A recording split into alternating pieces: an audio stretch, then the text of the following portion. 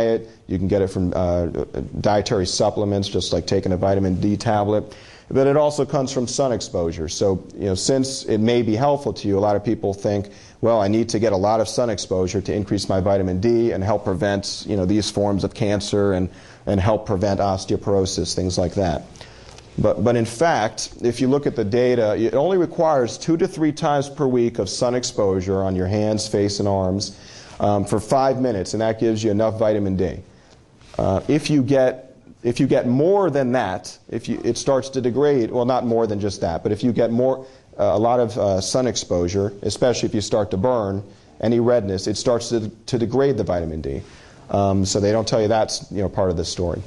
And this is just a little side note. There's a disease called xeroderma pigmentosa, which is it's a sad disease. It's usually in children, and they have a severe sensitivity to sunlight, so much so that they have to completely avoid sunlight.